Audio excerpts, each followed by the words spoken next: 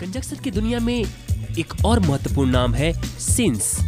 हालांकि इसका प्रयोग अलग अलग तरीकों से किया जाता है, लेकिन कंजक्शन के रूप में हम इसका प्रयोग कुछ इस तरह करेंगे। एक एग्जाम्पल लें हम। 5 साल बीत चुके हैं जब से मैंने कोई फिल्म नहीं देखी।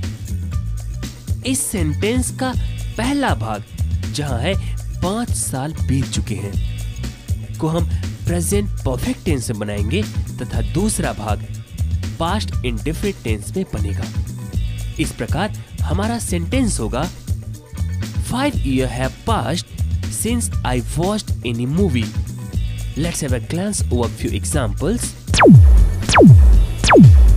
5 साल गुजर चुके हैं जब से मैंने यह बिजनेस स्टार्ट किया है।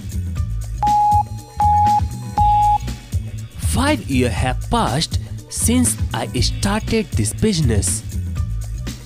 10 साल गुजर चुके हैं जब से राधा ने ग्रेजुएशन कंप्लीट की है। 10 years have passed since Radha completed her graduation. 5 साल गुजर चुके हैं जब से मैं राधा को जानती हूँ। 5 years have passed since I knew Radha. 4 घंटे बीत चुके हैं जब से मैं तुम्हारा इंतजार कर रही हूँ। 4 hours have passed since I have been waiting for you. 2 घंटे गुजर चुके हैं जब से वह खेल रही है। 2 hours have passed since she is playing. 1 वर्ष बीत चुका है जब से बारिश हुई। 1 year has passed since it rained here. 5 साल गुजर चुके हैं जब से मैंने अपने प्यार का इजहार किया। 5 years have passed since I expressed my love. 1 महीना गुजर चुका है जब से वह हॉस्पिटल में है। 1 month has passed since he is in hospital. 3 साल गुजर चुके हैं जब से वह अमेरिका गया। 3 years have passed since he went to America. 2 घंटे गुजर चुके हैं जब से बच्चे टीवी देख रहे हैं। 2 hours have passed since children are watching television. 10 घंटे गुजर चुके हैं जब से वह कंप्यूटर ऑपरेट कर रहा है। 10 hours have passed since he is operating computer. 15 साल बीत चुके हैं जब से तेंदुलकर क्रिकेट खेल रहा है। 15 years have passed since Tendulkar is playing cricket. 50 साल गुजर चुके हैं जब से लता मंगेशकर गाना गा रही है। 50 years have passed since Lata is singing songs. 4 साल गुजर चुके हैं जब से बीजेपी सत्ता में आई। 4 years have passed since BJP came into the power. कई सप्ताह गुजर चुके हैं जब से मैंने यह खबर सुनी। Many weeks have passed since I heard this news. 10 साल गुजर चुके हैं जब से मैं इंग्लिश सीख रही हूँ। 10 years have passed since I'm learning English. 3 घंटे गुजर चुके हैं जब से राधा डांस कर रही है। 3 hours have passed since Radha is dancing.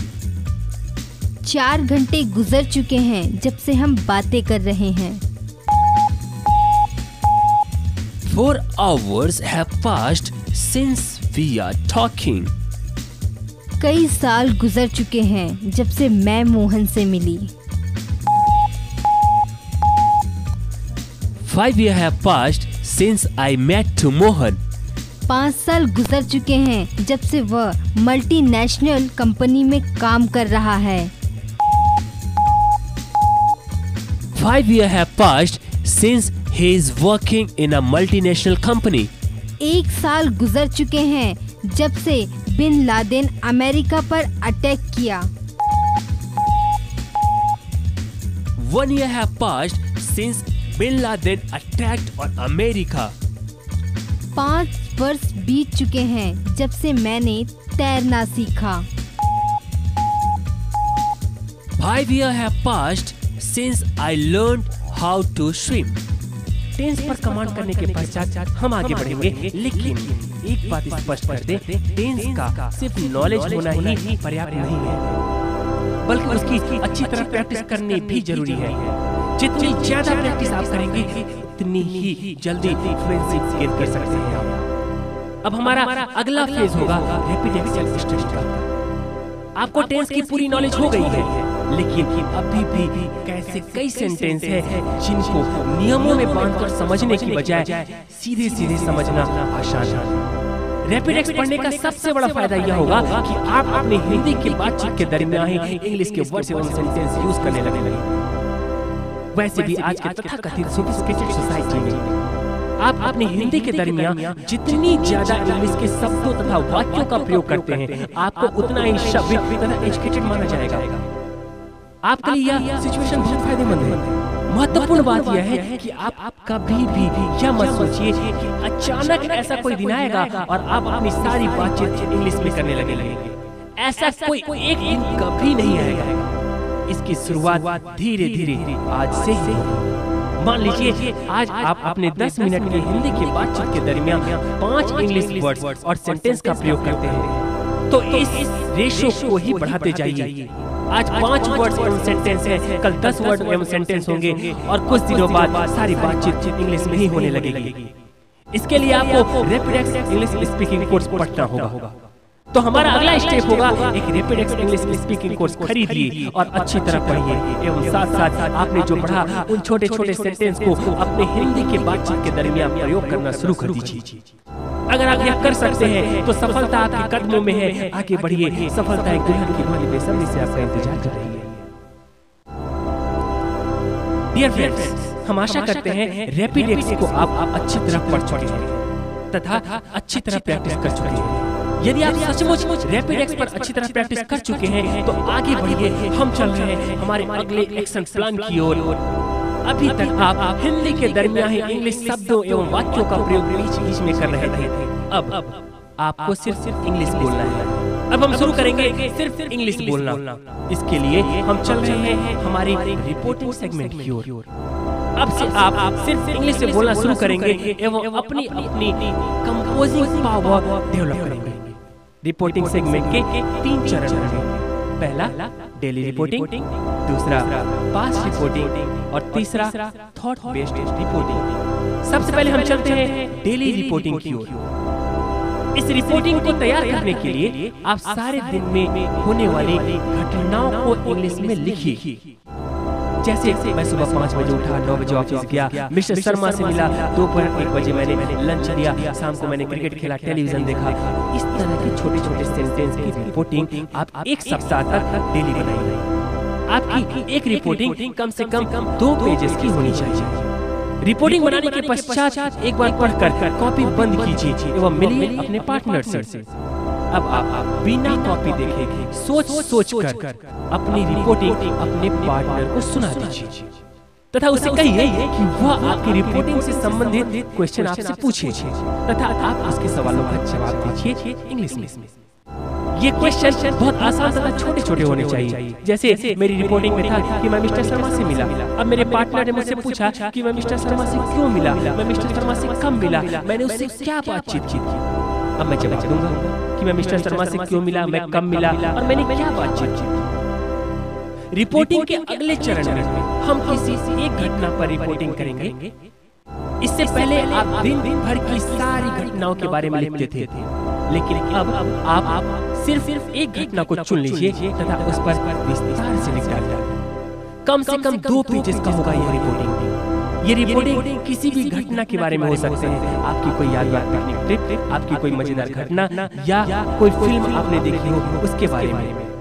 फिर पिछला सेम प्रोसेस दोहराइए, अपने पार्टनर के साथ उसे सुनाइए और सवालों का जवाब दीजिए। इस प्रकार का रिपोर्टिंग कम से कम 15 दिनों तक लगातार सब दिन एक खींचिए। अब चले रिपोर्टिंग के तीसरे एवं अंतिम चरण की ओर। इस चरण में हमारे पास है thought based reporting. Thought based reporting में हम किसी भी टॉपिक पर, जैसे क्रिकेट, पॉलिटिक्स, फिल्म, आपका कल्चर आदि किसी भी टॉपिक पर रिपोर्टिंग तैयार करेंगे। अब आप इसे अपने पार्टनर को सुनाइए तथा उसके सवालों का जवाब दीजिए। यदि आप यह कर सकते हैं तो सफलता आपकी मुट्ठी में है। आगे बढ़िए, सफलता आपका दुल्हन की भांति शर्माई हुई बेसब्री से इंतजार कर रही है।